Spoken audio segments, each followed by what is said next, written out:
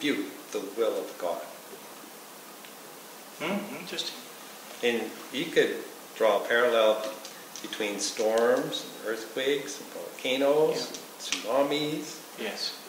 You know. Yeah, there is. Power of evil is a real power.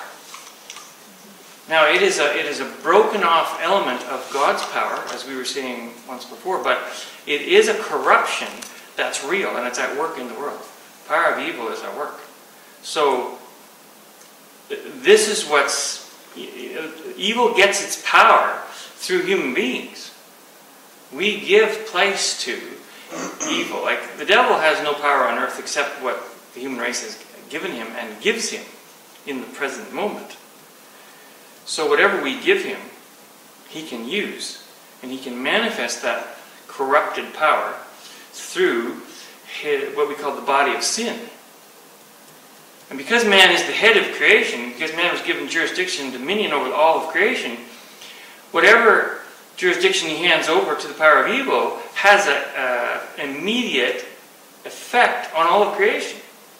The Bible talks about, I can't remember exactly how it goes, but the sin of man has reached the stars. Man's sin permeated everything. It didn't just, cause a little blight in the Garden of Eden. It literally restructured the whole universe. Yeah, someone said the other night, I think it was Wes Campbell, said the other night, it was interesting in the garden that when God cursed, he didn't curse Adam, he cursed the ground. Well, I think Adam cursed the ground. Because Adam had the power to do it, didn't he? He was given dominion. Yes. And he literally forfeited it. So in forfeiting it, you'd have to say Adam cursed it. Now the curse, God made Adam aware of that curse. But in the sense that God himself cursed it, I don't think God's capable of that. Because God is a blesser. He can't curse. But because the power is all his, when we mismanage it, we can turn it into a curse. So, the wrath of God is called the wrath of God. That doesn't mean that the wrath of God makes God angry and God gets upset, and he throws a tantrum, like at the flood. God just got so ticked off at man's sin that he said, I'm going to wreck this thing. I don't know that that's what happened. It's just that the laws of nature that were in place, man's sin so convoluted them and distorted them that they began to work against themselves. They began to work against creation and against the human race. And because the gifts and calling of God, it says, are without repentance, God doesn't say, oh, I'm taking that back now. You're messing with it. You're not using it properly. I'm taking it back. God doesn't take his gifts and his callings back. He delegates. He gives it. He gives his power to the human race, and then he says, okay, whatever. It's up to you. You run with it. You live with it. You reap what you sow. That is an inevitable law of nature that you cannot... even God can't shut that one down. Other than redemption. Yes, that is what the cross did.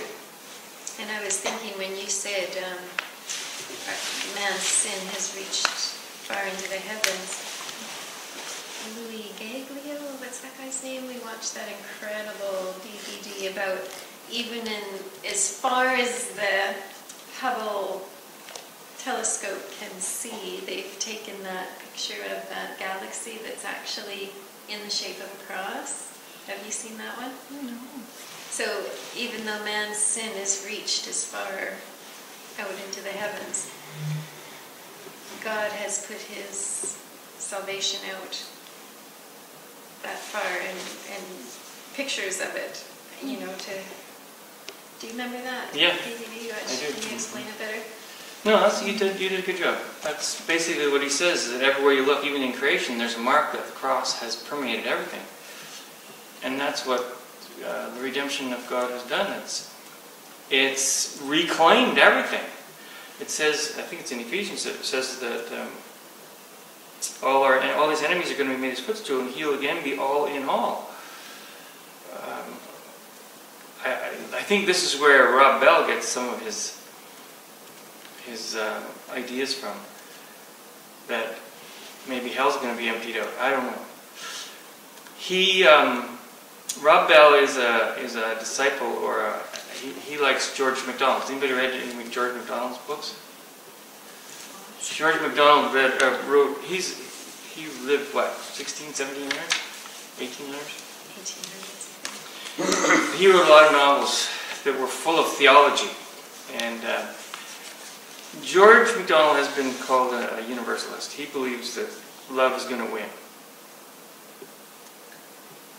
In the end, love wins. That's his saying that Rob Bell has borrowed. Mm-hmm. Love wins. So in the end, love's going to conquer everything. And there's a lot of evidence for that. But Jesus did talk about hell. He talked a lot about hell. There's a lot of in his messages and parables, he had a lot to say about hell. So somewhere in the mix, we need to be aware of the possibility and the reality of being broken off from the life of God, which is hell. And like I said before, we don't have to die to go to hell. Yeah. We can go there any day, any moment. It's a compartment that we can go into. It's a state of mind that you fall into. In your mind, you simply isolate yourself from God. And you're in hell. Now, how far we take that or how far we let that go is another issue. But there are certainly degrees of hell in this life that we can all experience. And I think the root of it is simply conscious separation from the God who is love. Because we were created to live and breathe and move and have our existence in love. And to whatever degree we isolate or insulate or separate or break off from that inner consciousness of God, we live in varying degrees of hell. Or thirst or hunger or whatever you want to call it. Because it's the want of God. The want of goodness, the want of blessing, the want of everything that God in His essence is. So you're kind of striving to fake it all the time and not really experiencing the real thing. It's so true. We've been conditioned to kind of duplicate it or try to reproduce it. And it doesn't work. I mean, we get exhausted after a while. It literally burns us out. Trying to put God's shoes on and walk in God's shoes is, it's kill you. Trying to be God without God.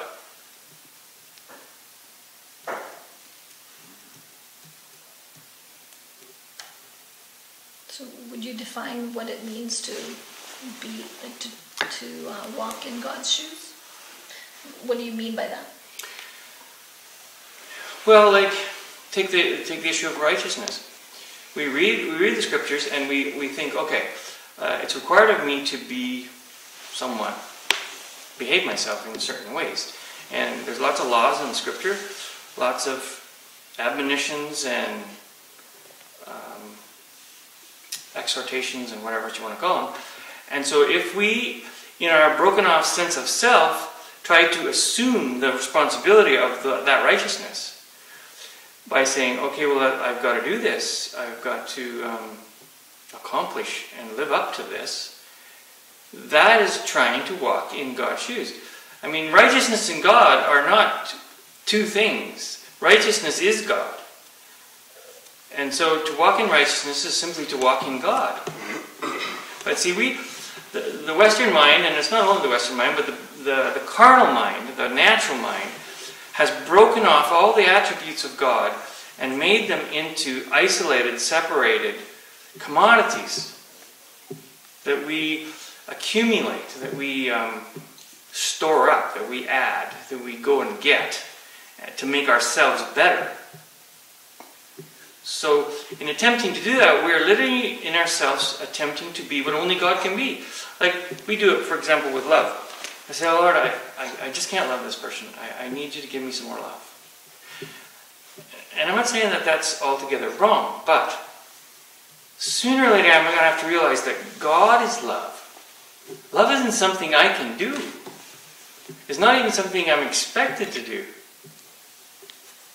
Only God can love. He's the only lover in the whole universe. So sooner or later that's got to come and dawn on the deep center of my being, where I realize, you know what, to love is simply God. So in order to love this person who irritates the hell out of me, I'm simply going to have to assimilate more of God. Which means, basically, I'm going to have to let God have more of me. Instead of me trying to reproduce it, so that I can appear to be meeting the requirements of the law of love, I've got to surrender my soul to the essence of God's nature, so that the love can flow through me unhindered. And the person gets loved. He feels love. She experiences love. And I can't sit back and say, yes, finally, I've accomplished it. Because I know if the person really has touched love, and love has really touched them, I know where it came from. It didn't come from me, it came through me. But it didn't come from my created self. It came from the center of my being, where God lives. Where Jesus said, he who believes in me shall discover out of his innermost being shall flow this river of living water. And you get loved in the rush. You know, it's not like you can love somebody else and not feel loved. You get wet in the river too, when you allow the river to flow. So we benefit. That's why Jesus said, forgive. It's the smartest thing you can do. It's just really dumb not to forgive. Because you're the first one to dry up. And you're the first one to end up hungry and thirsty and wanting. Because you're not letting the love come out, flow out. You say, no, this person owes me too much. I can't forgive them. And so we suppress God and say, no, I will not forgive. I can't afford to. So I guess that's why they're called fruit of the Spirit, not fruit of the, trying really hard. It's true. They flow directly from the presence of the being of God. You see, there's no way, if you think about it for a minute, there's no way that God knowing who He is, and knowing in His creation of us what we are as created beings, we just don't have what it takes. So He could never call us to, like for instance, it says, be holy for I am holy. Now that's a ridiculous statement if God does not inherently dwell in the human soul. I mean, it's not even possible. So it would be ridiculous for God to say, well, be like me.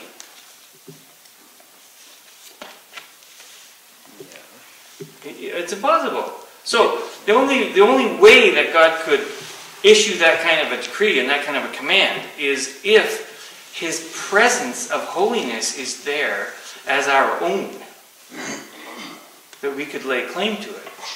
Otherwise, He could not say, be holy.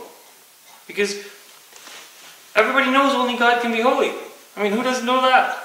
Even kids know that part. Only God can be holy. And He's saying, you be holy? Excuse me?